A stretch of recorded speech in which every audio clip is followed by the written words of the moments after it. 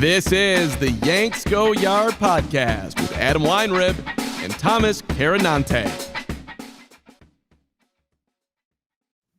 Welcome to the Yanks Go Yard podcast. I'm Adam Weinrib alongside Thomas Carinante, and this is the only podcast that gets you Bronx bombed on a Monday afternoon. The New York Yankees contingent is flying west today to meet Yoshinobu Yamamoto in Los Angeles, California. Is it good that Los Angeles is where they have to meet him, considering there's another contender for his services that plays all of their games in LA? I don't know. Not going to read too much into it. The Yankees have competition for Yamamoto, of course, but today is the day they can move closer to closing the deal. Plus, Shohei Ohtani makes his decision, and that decision is I will not be in the AL East, but I will make Toronto Blue Jays fans as miserable as possible in the process. His fault? John Morosi's fault? Robert Herjavec from Shark Tank's fault? Who knows? But a lot of people are involved in ruining Toronto's weekend, and I beefed with a random content creator too, so that was great. The Yankees and Dodgers made a trade, and why is everybody already worrying about Juan Soto's extension making Aaron Judge upset? Stay in the here and now, folks. Come on, only Yankees fans, only Yankees content. Thanks for following along. We're here live every Monday at 2 o'clock Eastern, also every Thursday at 2 o'clock Eastern. It's Christmas fonts. I know some of you guys noticed the font in the stream today. Merry Christmas, Happy Holidays. 2 weeks of holiday season font. So shout out to Restream, our streaming platform. And shout out to today's sponsor, which Thomas Carinante can help you through here now. Yes, sir. What's up, everybody? Thanks for tuning in. Yanks Go Yard, as we've told you before, is partnering with Sleeper Daily Fantasy to give new users a first deposit match up to $100. Pretty good deal. Yeah. Make sure to use the code FANSIDED2, the number 2, when signing up to receive your deposit match. FANSIDED2 is the code. Please remember to always game responsibly. Scan the QR code, top left corner of the screen to see if you qualify. Enjoyable times. We're having fun. Did the meeting end with Yamamoto? It's happening. I bet it hasn't even started. I mean, I'm sure it's apparently there's been a lot of misinformation. I think Tanaka and Matsui are not going to be in this meeting. People said that just because I think they wanted that to be true. They also wanted Yamamoto to be meeting with the Yankees brass at Yankee Stadium. That isn't happening. But they are flying to Los Angeles to consummate their meeting today. Here's what we know so far. We obviously don't know shit about the meeting. Like, I wish we did. It's hopefully going. I mean, the Yankees have made their intentions very clear. A lot of people being like, everybody scouted Yamamoto. You know, what do the Yankees know that other people don't know?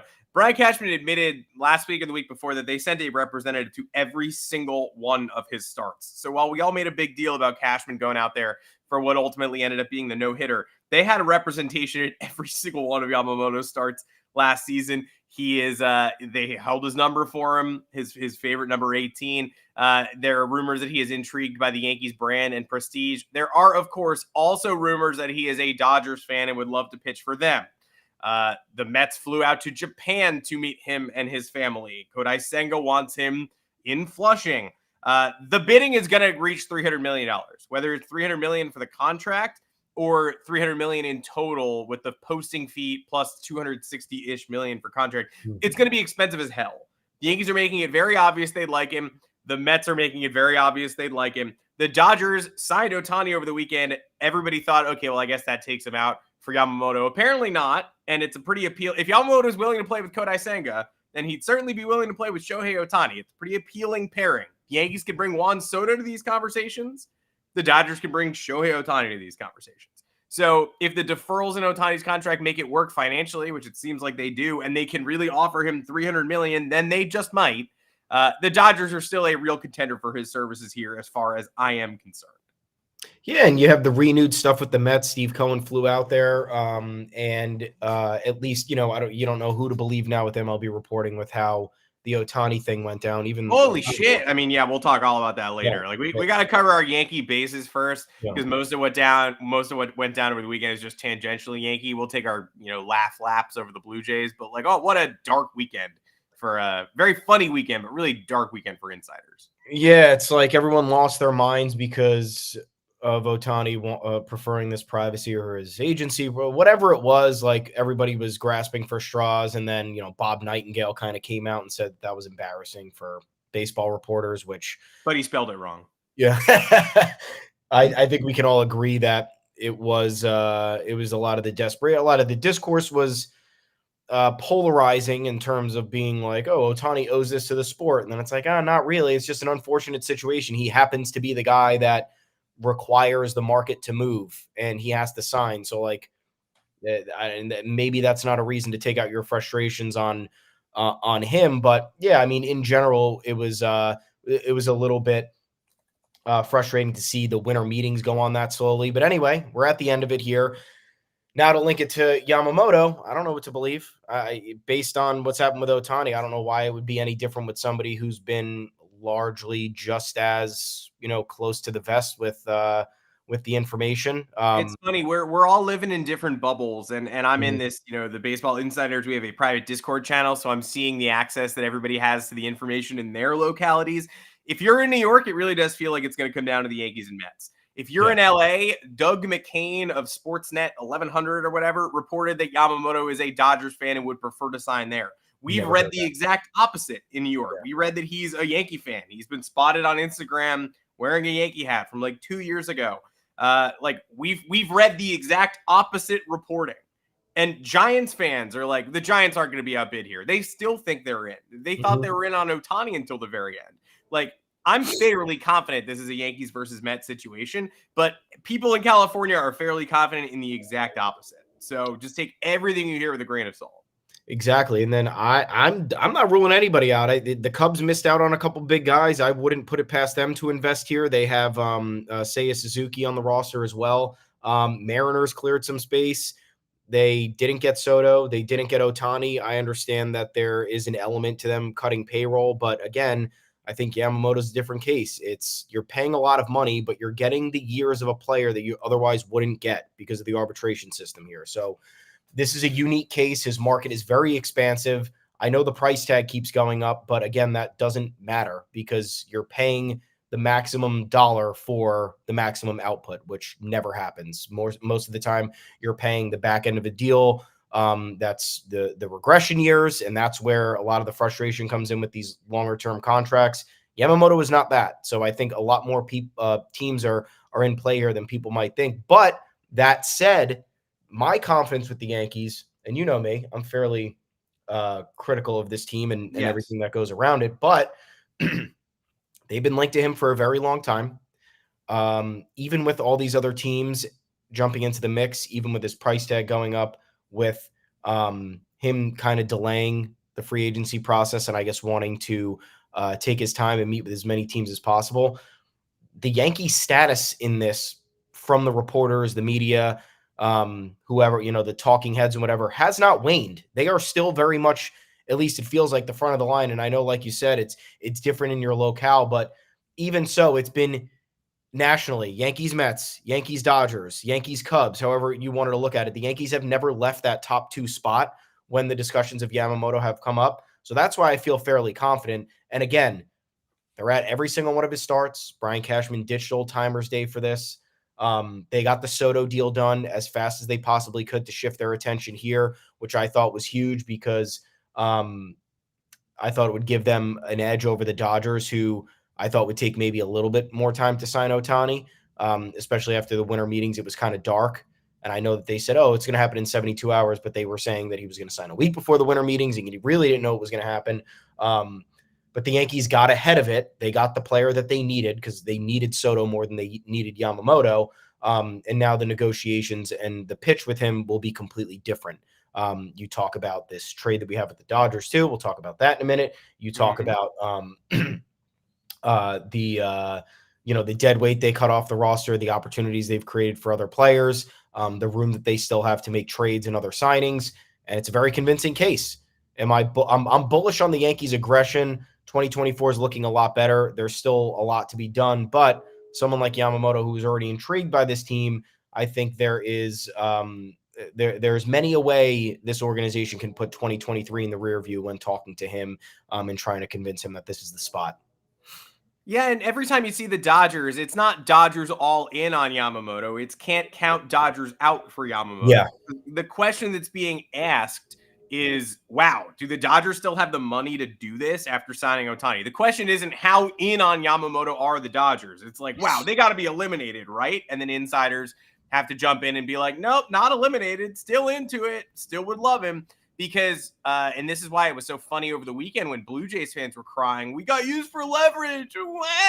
Like all that happens to the Dodgers and Yankees, we get used for leverage all the time. Like I had no idea that everyone else had sympathy for us when we were used for leverage. That's weird. That's news to me because I've never encountered that in the past. Were the Blue Jays used this weekend? Kind of seems like they were. We'll laugh at that. I think we should probably touch on, is this a Celsius? Yeah, Celsius. I really thought that was a claw. I thought that was a claw. One day we'll do that. We'll do a 12-pack of White Claw live on the air. Well, because I know what's up with your the rest of your day. I don't know if you're getting an early start. Yeah, no, not yet. We're going to the Giants game, guys. In case Thomas and I will be at the New York Giants Green Bay Packers Monday Night Football game tonight. Both of us cold sober right now. Yes. Maybe not later. Later? Potentially. We don't know. I actually have no idea. I don't know what your buddies' tailgates are like. But the Dodgers, I didn't understand it was supposed to be this great sympathetic, like, oh, poor Dodgers, poor Yankees. We get used for leverage all the time. Why do you think the first reports that come out about every free agent are Yankees, Dodgers interested in pursuing? Yeah. Yankees, Dodgers, Red Sox, all in mix. The Cardinals get in there sometimes too. It's like, which teams have $200 million payrolls? Let's chuck them in there. How long were the Mets in on Shohei Ohtani per reports until it came out a couple weeks ago that he hates New York and never wants to go there? Like, well, guess what? The Mets are in New York. So if he hated New York and never wanted to play there, then the Mets were never interested. Maybe they made one phone call and Ohtani's rep said, don't bark up this tree. He's not going to want to play there. Nobody wants the Dodgers out is what I'm saying. Like, as Yamamoto's meetings hit a fever pitch, no agent in their right mind wants the Dodgers eliminated. So everyone is reporting, oh, they could still do it. Don't worry. They still have the money. Don't worry. The deferrals in Ohtani's contract. It's also important to note, we know that Yamamoto would join a team with a Japanese superstar at the center because he wants to, or Kodai Senga wants him. And it came out, his agent said, he doesn't have a problem with that. We have no idea what Ohtani wants. None. Yeah. And if that's a Japanese tradition, like, there's never been a more focal point player from Japan than Shohei Ohtani. He's a top 5 most talented baseball player of all time. Not talking greatest. I'm not talking GOAT. He's a DH and a pitcher. I'm not putting him in the GOAT conversation. He might be there before the end of his career. Depends on how his Dodgers career goes. But most talented, most important, like, all those stories about reporters who moved from Japan to Anaheim because they had to cover Ohtani, worried about his next destination being Toronto because they'd have to uproot their families. Like, he means so much to Japanese sporting culture. And so if that's a tradition that holds true for lesser Japanese stars, I would have to imagine that it would be a pretty big deal if Ohtani was willing to share the locker room with another Japanese centerpiece. But that's pure speculation. All I know is we know Yamamoto would. We don't know anything about Ohtani's intentions. I'm with everybody. You can't count the Dodgers out. If you're in LA, you're surely hearing reporting that that's where he'd like to end up. If you're in LA right now basking in the glow of Ohtani, you can't imagine not getting what you want for the rest of the offseason. And you need pitching. Your rotation is bleak. It's Bobby Miller, and if you're lucky, Clayton Kershaw in August, and that's it. So, yeah, you absolutely need Yamamoto, and you have the money to take a chance on him. But I feel surprisingly bullish on the Yankees' chances. I think it would be a minor surprise if they don't come down with him. But every fan of every team involved probably feels the same way.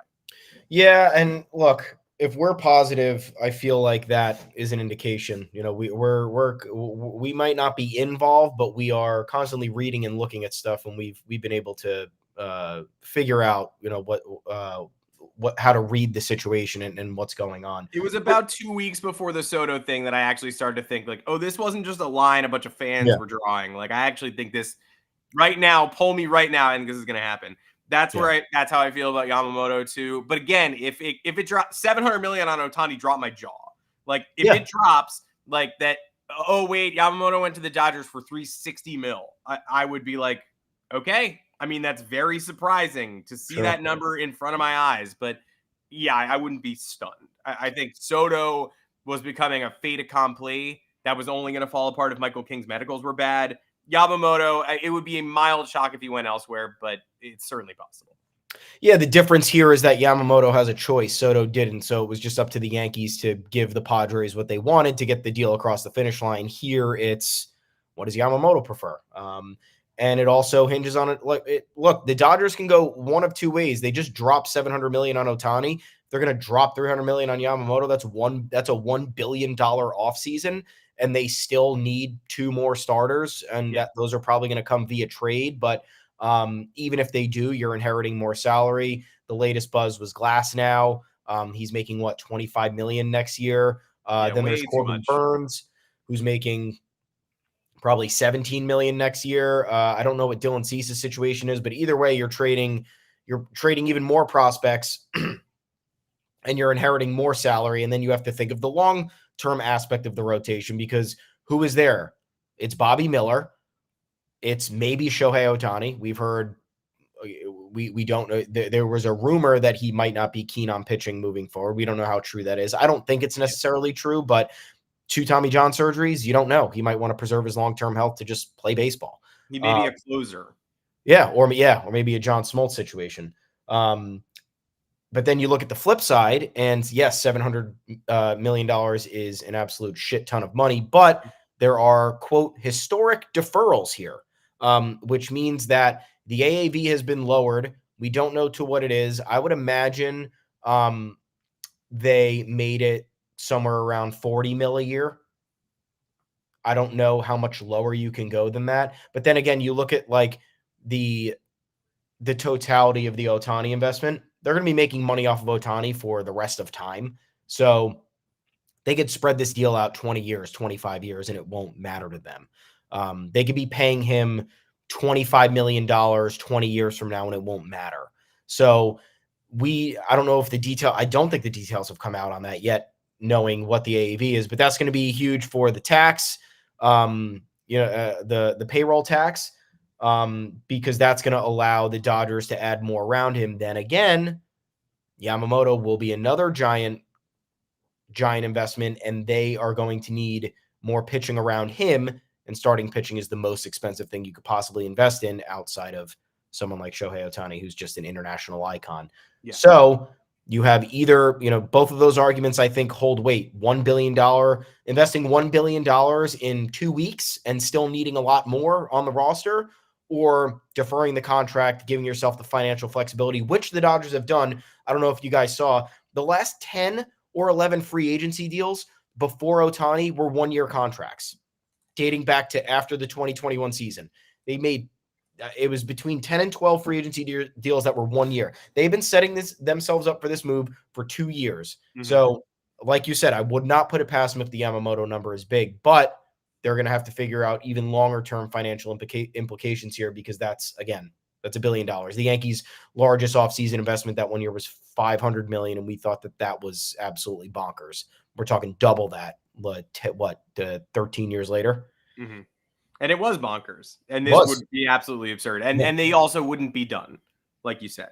The rotation would still be, okay, thank you for bringing in a 25-year-old rookie on a $300+ million contract. That's great.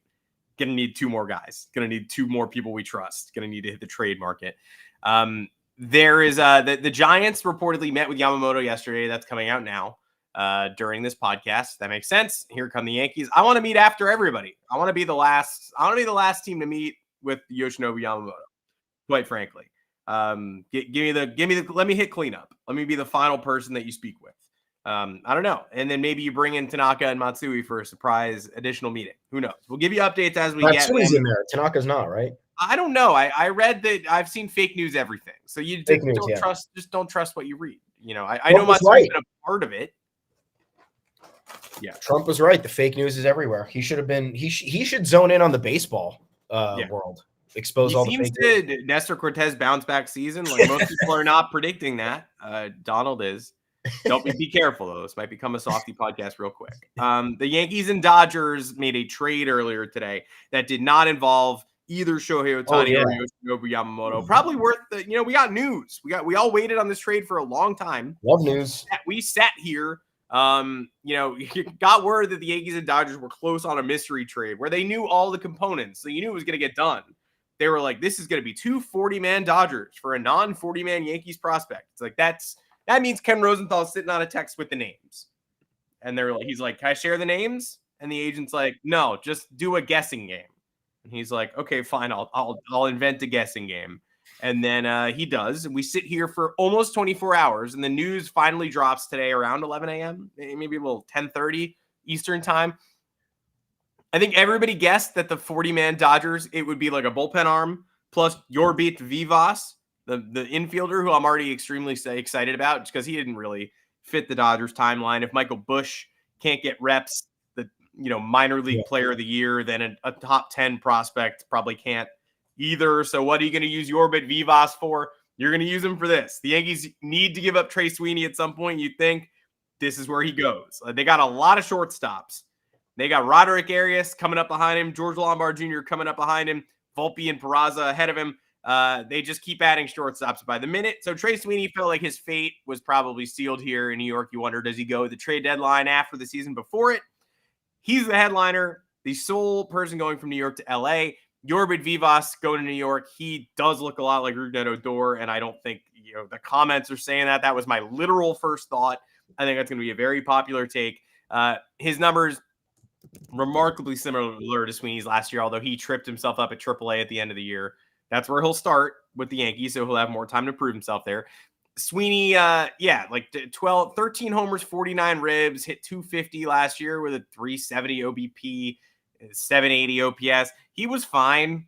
Vivas, the best strikeout rate in the Dodgers system, I believe. It puts bat on ball, better contact than Sweeney for sure. And by the way, the Yankees go ahead and get Victor Gonzalez in that trade too, who pitched brilliant relief during the Dodgers 2020 playoff run, had Tommy John missed all of 2022, but came back and 33 and 2/3 innings last year with a 3.40 FIP, 4 ERA even. He's the anti-Wandy Peralta. He throws 95, 98, sinking movement, got the changeup, perfect for Matt Blake. Mark Pryor already did the work in LA. But it's the opposite of Peralta, right? The stats are average. FIP makes it seem like he should be a little better than he was. Peralta's stats were really good last year. 2.8 ERA, FIP all the way up to 5. Somehow he got to the end of the year without that blowing up in his face. He never faced that regression monster. But what would you rather do? Pay $1 million for Victor Gonzalez this year, or pay $9 million this and $9 million next year for Wandy Peralta? I loved my time with Wandy Peralta, but I still feel like ticking clock. The Yankees are lucky that A, the second half of last year meant nothing, and B, that he got through it without any major blowups. He leaves New York with his reputation intact, but I would rather, even with the injury issues, take my chances with Victor Gonzalez next year than Wandy Peralta, who is a great Yankee, but all great Yankee tenures must come to an end.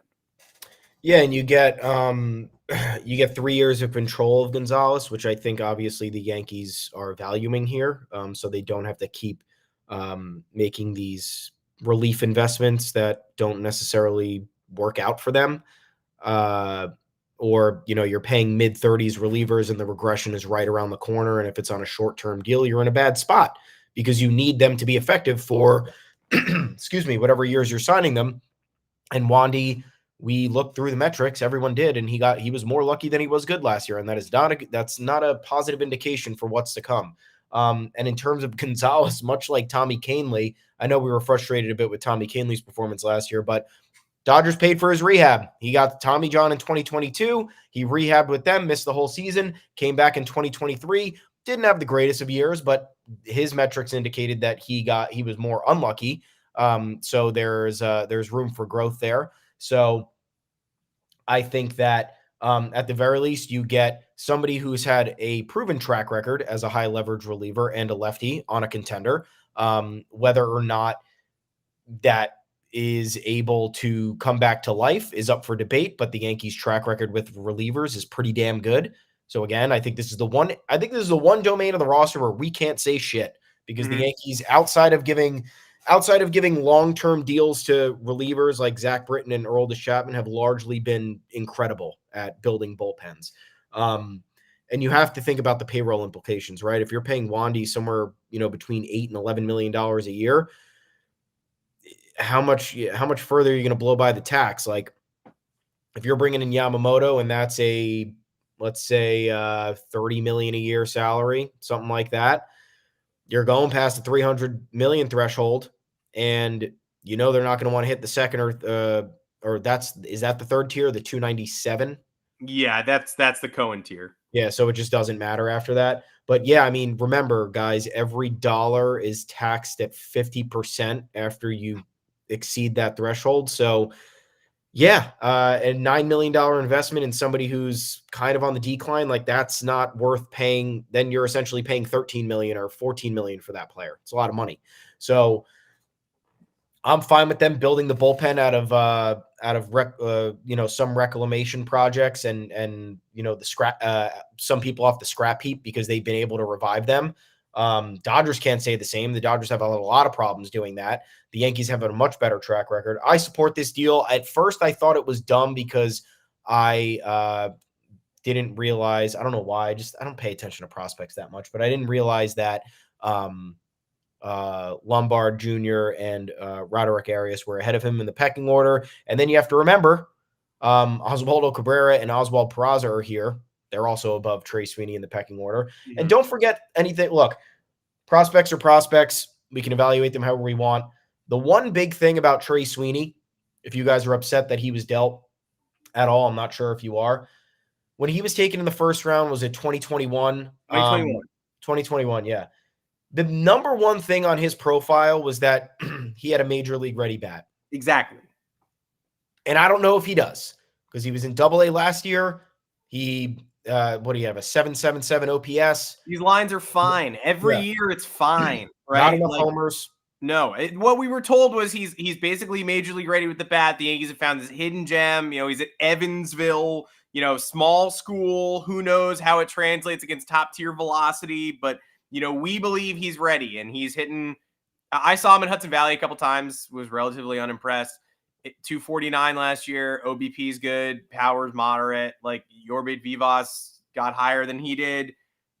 Seems to be a better contact hitter. Strikes out less. Closer to the bigs. Really good chance we see him next year at some point. And no chance. Defense is better too. No chance we're going to see Sweeney next year.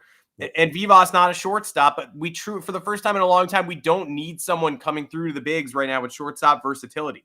If we need if Volpe something happens, we got Peraza. He is a natural shortstop. Well, we need our natural third baseman, natural second baseman. We don't know how long Gleyber Torres is going to be here.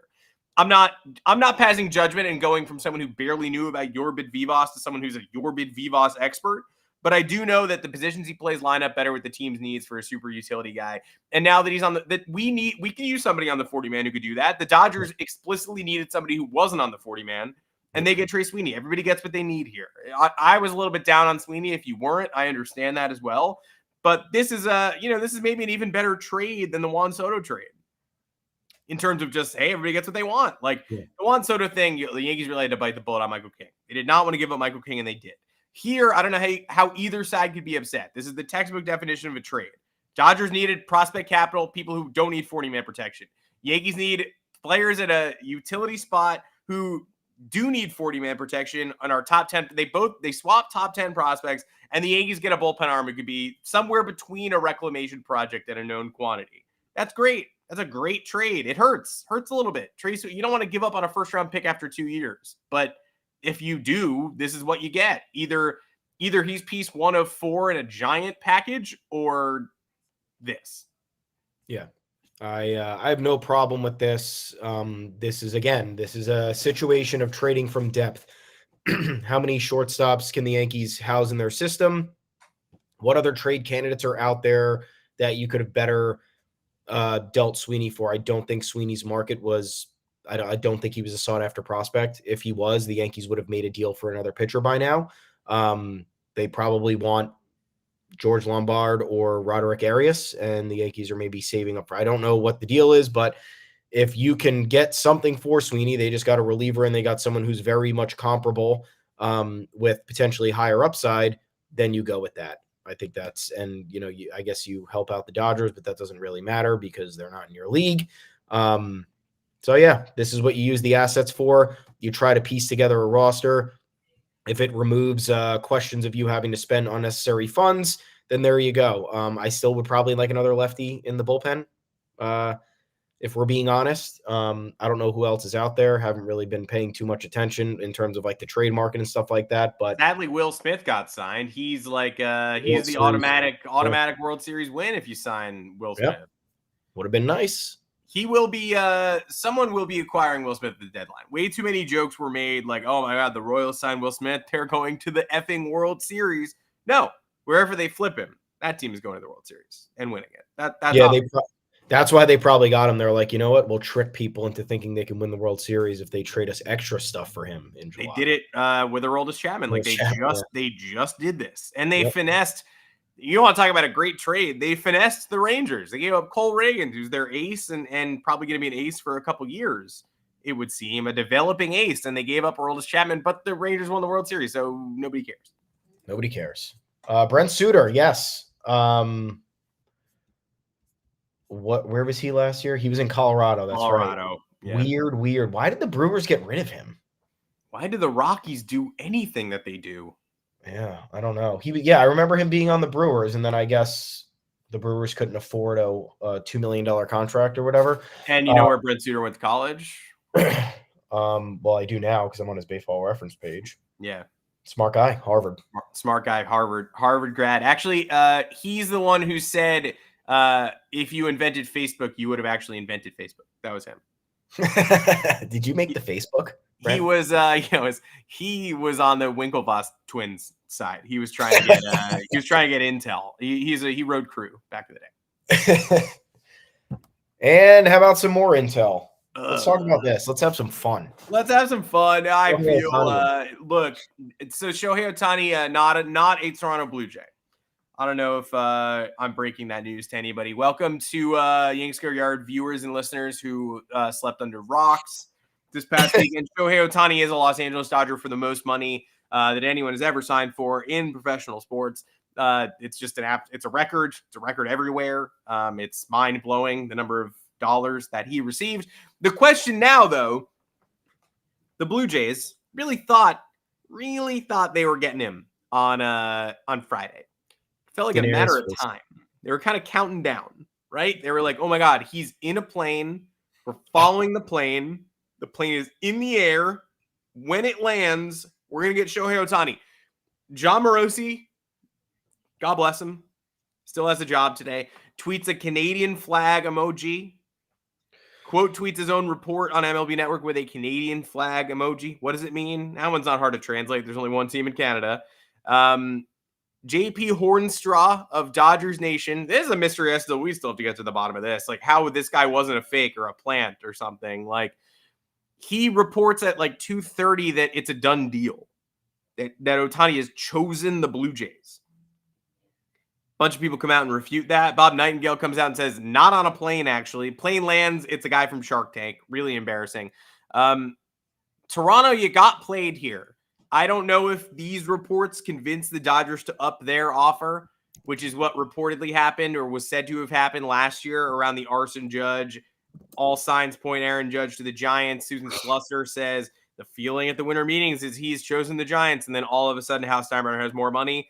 I don't know if that's what happened, or I don't know if this was just a straight up lie, or if people's, sources were just confused and everybody was tube tied here. But yeah, you got boned harder than anyone's gotten boned in recent free agency, I would say. And now you were a Juan Soto threat. You didn't get him. I don't think that was real either. Rest in piss to the worst trade offers of all time. Ricky Tiedemann, your top pitching prospect who threw 30 bad innings at Double-A last year, is supposed to be equivalent to Michael King, laughing my ass off. Alek Manoah, who had one of the worst seasons in recent Major League Baseball history last year, got rocked by the Yankees FCL team. That was supposed to be a centerpiece of that trade. I'm glad we never have to think about that again. That was worse than Andujar and Frazier for anybody. You were never in on Juan Soto. I don't know what happened with you and Ohtani, but you didn't get him. And now Cody Bellinger's fiance is Instagram storying photos of the CN Tower in Toronto, indicating that they are there as well. Are you about to splurge on Cody Bellinger, who has no market except for you, maybe? Or is Bellinger's fiance trolling you too? Does everybody hate Toronto? Is it some massive conspiracy where every player is like, you know what team we should fuck over this winter? The Toronto Blue Jays. Because it kind of feels that way. And it led to me, I was so in my feelings over the weekend, I beefed with a Toronto content creator. So I don't like beefing, even though I started it. And maybe I do kind of like beefing a little bit, but that's where we were at. Toronto people were just in their feelings. Yeah. Suck it, Toronto. I Yeah. can't You know stand. what? I'm done being cool. Actually, suck Yeah. it, Toronto. No, suck it. And the guy I was beefing with, like, clip this, do whatever you want. My mind was blown. I saw a Canadian Jared Carabas over the weekend. There's a Toronto guy who was doing like a straight to camera Carabas impression, like black shirt, beard, borderline doing a Canadian Boston accent hybrid. Carabas's podcast was called Section 10. This guy's podcast was called Gate 14. Like, how is that not on purpose? And he literally said, "You hate to see it" in the video, which is a Carabas phrase. And so I called him a clone. And the guy, like, quote tweeted, it was like, "At Fansided, fucking fire this guy, dude. Like, what a clown show. Absolute clown take, absolute loser take from Fansided." Like, dude, I honestly, like, if you weren't trying to imitate, I'm shocked that you weren't trying to imitate Carabas on purpose. Like, was that really not on purpose? Because I'm sorry you found that so insulting. However, there's just this type of content creator that I can't get down with. And it's like, they're all in baseball. They all use the same Barstool paint by numbers catchphrases. They all sound like the same person. I wish that we had this kind of content creator in non-sports. Like, if we could just get this kind of content creator in news, like, CNN. 99-year-old former President Jimmy Carter entered hospice care this weekend like an absolute beast.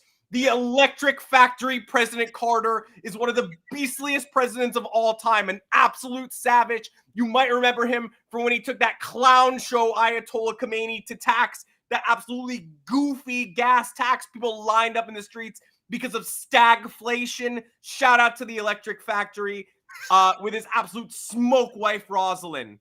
We love both of, like, it's just the content creator, they only exist in baseball, and there are like 50 of them. And I'm really sorry that I set one of them off over the weekend. I didn't mean to start shit. Like, it's a tough weekend for Toronto. Like, I had really nothing to say at that point. That's my bad. Yeah, I mean, whatever. You gotta, if you're gonna dish it, you gotta take it. You know, if we were, If you are doing Carabas, like if you're literally doing Carabas, then I don't blame Toronto for wanting their own Carabas. I also don't blame someone for wanting to beat Toronto's Carabas. But how are you gonna lie to me and say that that wasn't on your mind when you named your podcast after his? Let's rename Yanks Go Yard. Let's call what's a random. Let's call it Luxury Suite 9. No, what's the views from 314 feet or something? Views from 314 feet is pretty similar too. Like, yeah. But that's at least nicer. It has like a little bit more of like a metaphorical context behind it, as opposed to like, this is the gate we come in on, bro. This is where we all hang out. It's like calling your blog Bleacher Creatures. Like, I don't listen to Carabas, but because I was telling this story and someone was like looking up Section 10. And they were like, it's just a section at Fenway. Like, I don't know the backstory. Like, is that where he sits? I guess. I don't know. But it's just like, I don't know. It's just a section. Gate 14. That's a gate. I don't know. It's the first section. Carabas had a girl interested in him once. And then she realized, oh, shit, actually, I'm going to Section 11 now. That's where he came up with his brilliant, strategy. Just yell straight to camera and use a couple of copy-pasted catchphrases over and over again. Yeah. He's like, I cracked it. I cracked the code. Just have some originality, guys. That's it. That's literally it. But I mean, whenever you're involved on any high profile free agent or trade candidate, this is how it goes. It's either you're celebrating beyond belief or you're the laughing stock. Welcome to life. This is what Yankee fans deal with all the time. Remember when Shohei turned down the Yankees within 4 seconds in 2017? Remember when it forced Shohei's behavior forced Brian Cashman to say he made all these other teams fake hustle, and then everybody criticized that? Remember when Brian Cashman said we were a fully operational Death Star and then choked against the Red Sox? I mean, like, it's this is how it goes, dude. So I guess this is the next layer of content creation you have to learn about. But yeah, you're going to take the lumps, especially when your team A, who sucks, B, can't land the free agent that you want, and then C ends up having all this buildup only to get crushed. We've been there before. It's look, a lot of success is in our DNA, but a lot of heartbreak is too. So I think at the very least, you should listen to our wisdom. You don't have to give us any credit, but we have a little bit more experience on this front. Also, I would like to say that after I just went on that rant against that Blue Jays man, I just learned that Carabas himself reached out and asked for like who's the Blue Jays fan I should talk to about this weekend and how it went down. And he got the gig. So he's going to be on Carabas' podcast this week to where talk the about. fuck did you just see this? I went to his feed. I was just checking it out because I was looking for the tweet where he shat on me. And like a couple tweets up, he was like, "Oh my God, Jared, it is such an honor. I can't wait to like." So yeah, I mean, it's fine. You love Jared. It's fine. It's fine. That's going to be hard to determine who's who though. Oh, I can't wait for listening to them. It's like, which Jared is it? I don't know. Or the press conference when Barstool acquires Gate 14. Yeah. Emergency press. I am so honored. It's emergency press conference. I found another one. Again, Barstool is going international. It is totally fine that's your vibe. But like the guy clapped back and he was like, "Oh, so being passionate about your team means you're a Carabas clone now?" It's like, are you really unaware of what you just yelled on camera? Like, you actually not know that you said you hate to see it in the video? Like, I don't want to talk to you anymore, but it seems unfathomable that you don't know that. Yeah. All right. Enough about Gate 14, man. That's it. We only did 30 minutes on someone else's podcast that I declined to tweet about. I've never listened to. I've never listened to, but I was like, I'm not going to tweet anymore. The guy sitting in a chair like this. Yeah. And he's yelling at a camera. That's all. That's what he's doing. Yeah, but literally, on Saturday night, I was like, I'm not going to engage. This guy can tag my employer and try to get me fired or whatever. And then, of course, I don't engage for 36 hours, and then we do a 10-minute rant on this gentleman on this podcast. Yeah. Ohtani, a Dodger, leaves the Blue Jays scrambling a little bit. I think that this deserves a little bit more attention because the Blue Jays missed out on Soto, like you said. They missed out on Ohtani. And now you have a very weak free agency class outside of the starting pitching. I don't think they're going to be investing in starting pitching. And even if they did, I think they need more offense, which was part of the problem here for Toronto over the last few years. So they seem to be next in line for Cody Bellinger. Don't know how true that is or not, but you're now dealing with Scott Boras, who's going to rake you over the coals. Could be bidding against yourself. Who knows? But yeah, Toronto's had Toronto's a good team. I think, I'm not scared of them, but I think they're a competitive team and they got a bunch of guys there and there's definitely a core to build around, but they've largely been unimpressive. I think they need that true star offensive player. I don't think Bo Bichette and Vladimir Guerrero Jr. have stepped up enough to make that a reality. And you're watching the rest of the AL East, with the exception of the Red Sox. And I don't count the Rays in this. I know the Rays are like kind of deconstructing what they have, but as well as anybody, it'll be a quick reascension for them. So they'll be back. They might be out it would be great if they were out this year, but they'll be back. And the Orioles are the Orioles. I think they're in a good spot with their roster. They've barely lost anybody and they still have time to make some replenishments. I am not going to rule out like Montgomery, Blake Snell going there, which would help them a ton.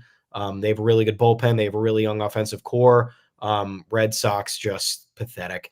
But yeah, and then you have the Blue Jays who are like right in the middle of the pack. It's like, where are you? Are you in between the Rays and the Red Sox, or are you in between the Yankees and the Orioles? And I just, the Yankees have kind of gotten the better of them over the last few years, even when the Yankees weren't that good. Yeah. Like when the Blue Jays were supposed to, in theory, be better. So this is bad for the Blue Jays. And I don't blame Gate 14 for being particularly upset. No. We've seen it happen a lot when people's teams don't get the job done or they're losing. The fragility just reaches new heights that you would have never expected. So I'm not going to blame anybody. I've been in that spot before, been very upset, but yeah, you're looking at what they have to do and they're probably staring down this very bleak barrel. I don't blame Gate 14 for being upset. Again, like I genuinely thought like, oh my God, there's a Carabas. I did not think it was possibly something that they weren't aware of. I'm glad that exists in Toronto. I'm glad that there are passionate fans everywhere. And I feel for fans in Toronto for sure right now. Because this was another level of getting led on. This was not like, this was a coordinated effort from a lot of insiders to lead them on. And I genuinely thought, I can't lie to you. The idea of Ohtani in Boston disgusted me. The idea of Ohtani in Toronto didn't do the same thing to me. I was like, you know what? That's fun. Like that level of competition is exciting. He'll come to Yankee Stadium 6 or 7 times a year. We'll have to go there for 2 series. Like, that'll be intense. The opening day price rise and fall in Toronto when they thought they were getting him and they didn't get him. It was like up to $500 down to $50. Like, excitement level nil right now in the dirt. That shouldn't be where Toronto is. They still do have Vlad Jr. They still do have Bo Bichette. And the fact that they don't have Ohtani's contract on the books means they don't have to trade one of these guys. What they should do is not sign Bellinger. They should just extend either Bichette or Vlad Jr. and give their fans a nice present and be like, hey, guess what? Our entire core isn't leaving. We're keeping, like, we'll keep one now. We'll take the other free agency. We'll see what happens. That's what I would do if I was Toronto and I was trying to save face. But I guess listen to the Carabas podcast with that guy, and you'll be able to maybe hear what his thoughts and vibes are. Should we talk about the fact that people are already getting bummed about Juan Soto's about more idiots extension? We're a level-headed pod. We'll talk about our own idiots too. Look, there's I don't think this would have happened if Juan Soto had been traded anywhere except for New York. I'm just being honest. The fact that every single piece of the discourse, the trade went down at like 10:45 at night on Wednesday. And everybody was like, nobody was even that excited. They were just relieved because this came after 8 or 9 hours of stasis mode where we were like, is this going to fall apart? Why hasn't this been announced yet? Oh my gosh, medical, is this going to get announced tomorrow if at the earliest? Oh, and there it is. Great. So we were excited already. Then we were relieved. And then it immediately turned to, can they afford this guy long term? Will the Mets swoop in and sign him next year after the Yankees enjoy one great year with him? Anything's possible, but why are we already having this conversation? Yeah. And then, hey, do you think Aaron Judge will be bummed when Juan Soto makes more money than him? David Ortiz over the weekend when the Ohtani contract goes down. And yes, it probably will screw them in some capacity. When the Ohtani contract goes down, said, we got to get my boy paid now. Juan Soto, like that contract is trending into the $500 million range. Going to be an awful lot of money, probably. I'm curious about the Ohtani deferrals. The Yankees are probably curious about the Ohtani deferrals. They're probably going to employ the same strategy. But if there's one thing I know about Aaron Judge, it's that I'm fairly confident he wouldn't be upset if Juan Soto was making more over the duration of his contract and annually than he is. That is not the kind of person Aaron Judge is. He wanted to be compensated fairly. Yeah. And after a year, after the end of that contract, $360 million feels like a bargain, doesn't it?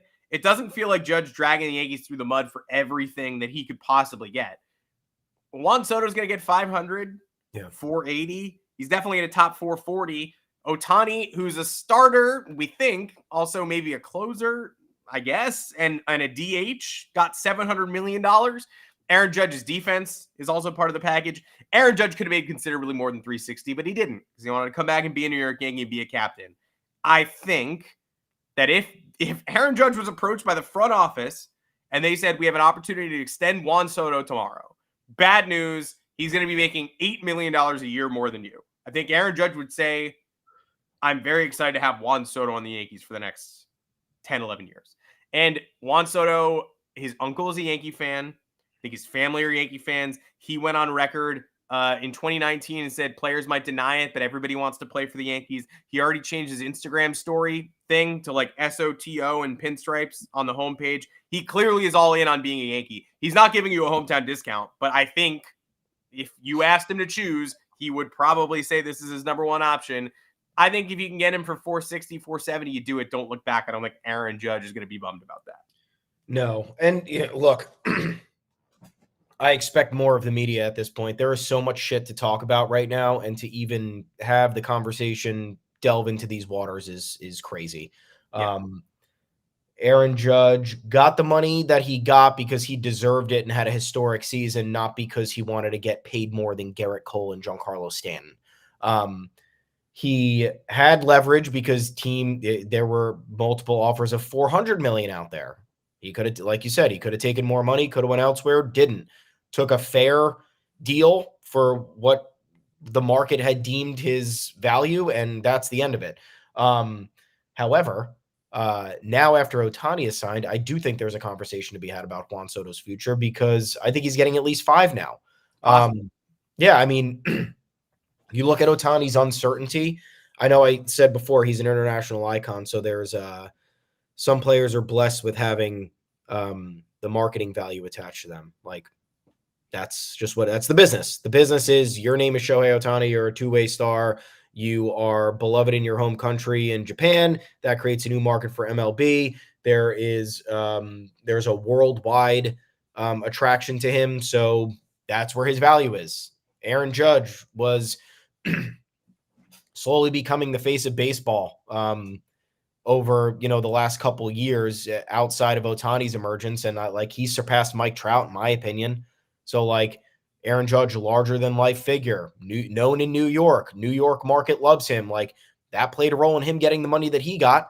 But when you look at from a player standpoint, Scott Boras is going to use this as leverage. He's going to say, well, Shohei Ohtani's technically a DH this year, and he got $700 million. My client's a two-way player. You're getting him. He's 4 years younger than Shohei Ohtani. He brings a massive Dominican audience with him. And he is this generation's Ted Williams. So how the pitch is going to go. Boras isn't going to get a penny less than what he's going to settle for. And the fact that he turned down $440 million in a deferred deal with the Nationals, and then you watch Ohtani get $700 million, you just know for a fact that he got his way. And it will create a problem for the Yankees, because then you're talking about figuring out maybe you get someone to eat like DJ's last year or the last couple of years of Stanton. At that point, if you need to get money off the books, Rizzo becomes a free agent, so that works out. Glaber becomes a free agent, so that works out. But remember, you'll be losing talent, and you'll be investing, 10, 15, 20 times the money that you are in him right now when the time comes next year. So there'll be more payroll questions. It does create more complications. You have to imagine, again, someone who's as young as Soto, kind of like a Yamamoto comp, you're paying for a lot of prime years there. He's going to be age 26. That does not happen often. And his market is probably going to be, even though it's probably going to be a $500 million plus deal, is going to be a little bit more expansive than we had expected. Similar to what is happening right now with Yamamoto. And Buster Olney said that this couldn't have been a funnier side note indication that the Giants are out on Yamamoto at this point. Buster Olney a few minutes ago just tweets, source, the Giants met yesterday with pitcher Yoshinobu Yamamoto. He's got a lot of big market teams bidding for his services. End tweet. Yeah. So the Giants met with him. Good luck. But yeah, in terms of Soto's market, I think that maybe we could touch upon this subject because the Shohei Ohtani news is very fresh.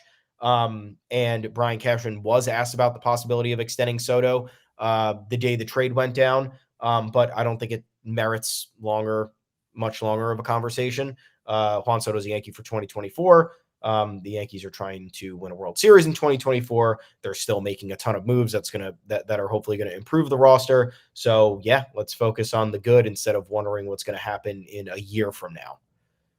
Yeah, I don't think there's any reason to be focused on a year from now. It just makes the year you have with Juan Soto less pleasant. Exactly. I'm sorry. I'm a pretty dark individual sometimes. I can really get in my head. I was thinking about Garrett Cole's opt-out clause like a month ago. But I have Juan Soto on my baseball team next year. The people in my inbox about the defense. I'm never going to another game again because Brian Cashman doesn't care about outfield defense. I just I cannot do that. I'm sorry. I get it. I do. I understand. But when presented with the opportunity to get Juan Soto, I'm getting Juan Soto every time. And I'm being I'm so glad I have Juan Soto. And I hope I have him for another 12 years. But if I don't, I'm going to enjoy the hell out of this season. He played all 162 games last year for the Padres. Not going to be doing that this year. No. Sorry. But hopefully it's just because the Yankees are giving him some of his patented days off, not because he actually gets hurt. Soto, Grisham, Verdugo, those are actual outfielders. I don't like Verdugo. I'm on record that I don't like Verdugo. I'm on record that I don't like Verdugo, the person and the acquisition. But he's an outfielder. He's not Oswaldo Cabrera in left field on opening day. Trent Grisham is projected now for an over 100 OPS plus, I saw the other day. I don't know how, but fourth outfielder, you can't do much better than that. Another lefty. Yorbit Vivas, even a lefty. The lefties keep on coming. Early shout out to Brian Cashman, right? Early shout out. Monday, December 11th. Yeah. I don't know where the season ends. I don't know where we are on opening day. I don't know what teams I believe in. But early shout out to Brian Cashman. Nice One good rebound. Juan Nice Soto. rebound from those couple rants. Yeah. Gotta give him And the props. Juan Soto is the modern day Ted Williams. And people were like, Juan Soto couldn't hold a candle to Ted Williams' jockstrap, which, like, why would he want to do that? Why would Gross. anybody want to hold a candle to anybody's jockstrap? Imagine like back in the day, they were like, "Hey, big honor for you. You're gonna carry around Ted's jockstrap until game time, and then you're gonna put it on him." And then the rookie's like, "Oh my god, I Yeah. never thought I would be here." I'm so glad that I can do that. I'm so glad I can carry his jockstrap. You know what I mean? Like, it's not an honorific. After the financial crash of 33, I never thought I'd be able to do this. Every top prospect was skitting around carrying jockstraps back then in the dead ball era. Juan Soto is the modern Ted Williams. The numbers are absolutely crazy, especially considering where he stands in the modern game, where nobody really gets on base anymore. But Ted Williams' numbers are on another level. Ted Williams at age 23, at age 22, is hitting 406 with a 553 OBP and 37 homers, leading the league. So there's nobody like prime Ted Williams. But in modern baseball, it's hard to imagine somebody being a closer comp, especially as the game is becoming more three true outcomes and less Moneyball. Juan Soto is just like, nah, I'm going to keep doing Moneyball. So yeah, I'm extremely excited to have him on my baseball team. And at this point, right, I'm in the dome. I'm not entertaining downsides. I'm just not doing it. I won't. Because the only downside is the word starts with an I. I don't want to mention it because it happens all too often in Yankees world. And that's very possible, but I'm definitely not going to be the one to hop on now and be like, well, gee. Imagine we're just like, what injuries is Juan Soto prone to? Tune into the next episode of Yankees Yard, and we're going to tell you all about it. Yeah. We just have some croc medical expert on here talking about soft tissue injuries. But yeah, it's good times, guys. We got one of the best players in the league. Took it from you would have to imagine at least two division rivals if we're to believe the Red Sox were at all serious. But man, the Red Sox, is Craig Breslow just a clone of Chaim Bloom? Like he was just brought in to do the same old bullshit. Who'd they trade for the other day? It was so dumb. Tyler O'Neill. Yeah, it's like, you just replace Verdugo with a worse version of Verdugo. What the fuck are you doing? Who plays 13 games a season? God. So I mean, yeah, it's look, you never win. We're not off-season World Series champs, but man, it feels a lot better to finally make a momentous move, even though you don't know the result, than watching some of these other teams that are supposed to. Oh, I mean, you want me to be negative? Like there will 100%, maybe 1,000% be a graphic or a hilarious Instagram in the middle of April. That's like, oh my God, Tyler O'Neill's hitting 240 with 6 bombs, and Juan Soto's hitting 220 with 4 bombs. The Red Sox clear, because that's the Carabasification of the internet, and that's the the little skittering cockroaches will definitely be sharing that extremely funny graphic and then not revisiting it by the end of the season because we make snap judgments now in 2 weeks. That's what we do. But yeah, I don't really Tyler O'Neill. I mean, of all the Cardinals outfielders, that's the one I wanted least, and that's the one the Red Sox got. So. Yeah, but I guess now we'll probably have to start talking about next episode tertiary trades moves. I am now convinced there might be a Glaber deal because of the Vivas trade. Yeah, it makes it at least a little bit more clear. But for now, I think we had a good weekend.